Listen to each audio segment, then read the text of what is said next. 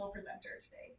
Before I begin, I just want to confirm, is this an okay angle for everyone, and is there any way I can tilt it to make this more visible to y'all? All right, we've got no glares and everything like that. Then I have my timer at 0 minutes and 0 seconds, and I'll go ahead and get started. So let's see.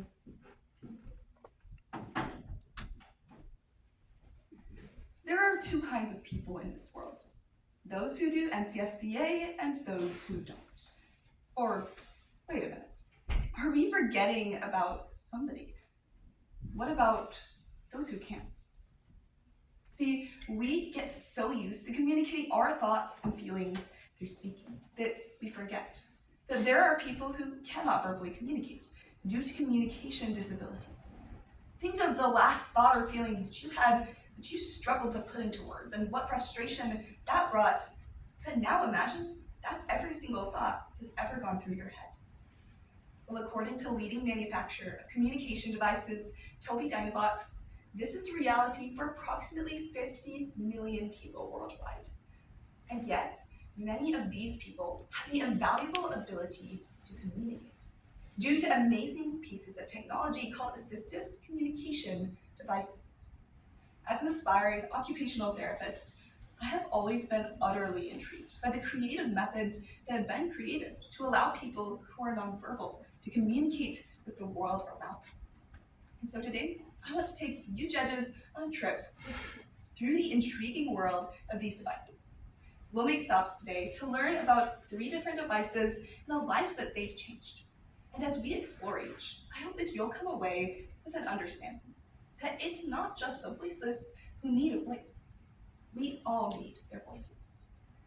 The first device that we'll look at today is a simple device called Spelling to Communicate. According to the New York Post, the idea behind this device began in 1990 and was later fully developed in 2015. The goal? To ease the demands on motor planning and motor skills that make things like typing and speaking very difficult for people who have autism as well as motor control disabilities like apraxia. The device itself is just this simple stencil letterboard, but the magic is in the method.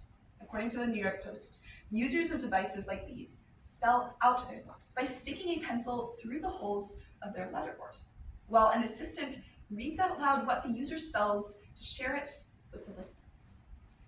A video by Arizona Public Media on Spelling to Communicate highlighted the way that this simple letterboard transformed the life of a 21-year-old with autism and apraxia named Joshua Greiner. Joshua's mom, Amy, says, quote, "Unfortunately, autistic people are just solely judged on the outside of their body," unquote. Joshua's mom shared with Arizona Public Media how she, for example, had originally thought Joshua screaming at the park was probably a sign of distress, rather than what it actually was, excitement. But these challenges reach far beyond your daily life miscommunications. On the outside, no one would ever guess. But on the inside, Joshua has dealt with unseen struggles, like depression and involuntary reflexes from apraxia. But if the only person who really does know what's going on inside never has a voice, and we're never going to know more than those outside appearances. As Joshua says, quote, "Not having a voice is terrifying," unquote. But it's not just the voiceless who need a voice. The rest of us need to have an understanding of what it's really like to have something like autism or apraxia for medical professionals and researchers, but also for parents, for friends, and for onlookers like you and I. Non-tech options like Spelling to Communicate are helpful for many. And yet, the opportunities they provide are still somewhat limited. But according to Mark Lamke, in 1978, advancements in personal computers and speech synthesis led to the development of our second device today, speech-generating devices. According to AssistiveWare.com, users of tablets and computers like these can either type on a keyboard or select symbols or pictures. The user's thoughts can then be spoken out loud with just the press of a button. Shannon Draper's award-winning novel, Out of My Mind, and its popular movie adaptation introduced many young readers to a spunky, nonverbal 10-year-old girl with cerebral palsy named Melody Brooks. Now, Melody is unable to share anything that goes on within her mind with the world around her until she gets a speech-generating device. It opens up a whole new world of opportunities for Melody, like joining her school's trivia team. But as Draper shows throughout her novel, when Melody had no voice, her peers, like those in her trivia team, missed out on what Melody uniquely brought to the table. Her friendship, her insights, and her photographic memory. But this doesn't just stay in the realm of fiction. According to Toby Dinebox, there was also a real-life situation when a nonverbal person's caregiver suffered a heart attack. The user was able to use her speech-generating device to alert 911 and get help for her caregiver. But without that, her caregiver likely would have died. This is such a powerful reminder of the ways in which we all need what these people's voices can bring us. The two devices that we have learned about so far have been transformative for countless people, and yet they still rely on some degree of movement. But what about for the people who can't move even a finger to type with? Well, this is where our third and final device today comes in. The only thing used to generate communication is the tiny movement of the user's eyes. But how on earth does one get communication from eye gaze? Toby Dinebox explains. Light from the computer reflects off of the user's pupils and is picked back up into the device's cameras. From that visual information, the device can use calculations to determine where on the screen the user is looking to select and speak it. One life that has been transformed by this ingenious technology is a man named Victor Kaiser. Now, originally, the first of these eye gaze devices, according to eyegaze.com, was built in 1978. But now, in Victor's day and age, according to Toby Dinebox, they can be used for things as complex as navigating phones and computers for work or daily life, just like you and I, enabling work, study, and so much more. As Toby Dinebox explains, the user's eye gaze acts as the mouse, while their blink acts as the book. As Toby Dinebox tells us, eye gaze technology allowed Victor Kaiser to study two highly demanded professions, to get a job working for Toby Dinebox, and to live the life that he dreamed of. If Victor could sum up what communications meant to him in one word, he says, it would be freedom. But a voice didn't stop with giving hope to Victor. His voice and all that enabled Victor to do added value into our world.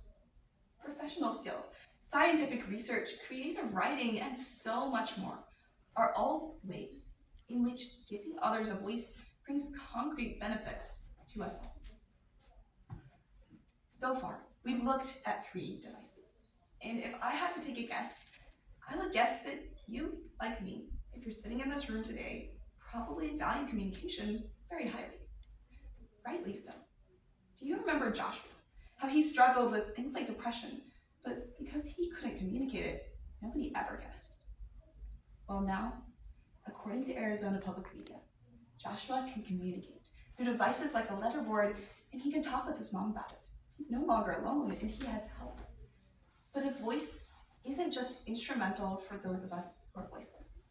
It matters for the rest of us too.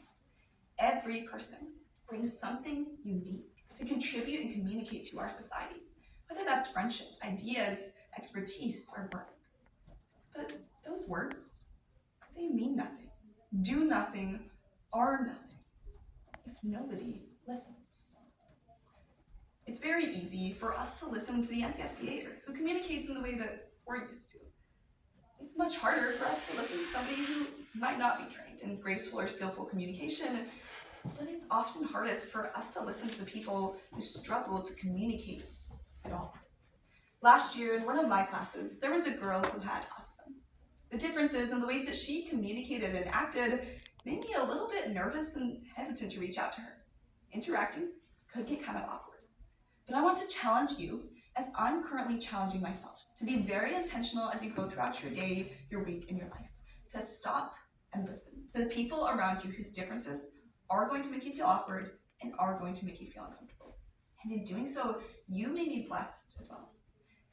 Kansas University shares a couple of practical tips for how to interact with users of communication devices. 1, Presume the user is competent and address them directly, not their caregiver. And 2, be patient. It'll take extra time to navigate the device and get back to you, so don't stop listening. Proverbs 18:13 finally reminds us our human tendencies to pass judgment based on appearances only before we ever stop to listen doesn't just hurt others. It hurts us too. Quote, if one gives an answer before he hears, it's his folly and shame. It's not just the voiceless who need a voice. We all need their voices. My time today was 10 minutes and 10 seconds. 10 minutes. Yes.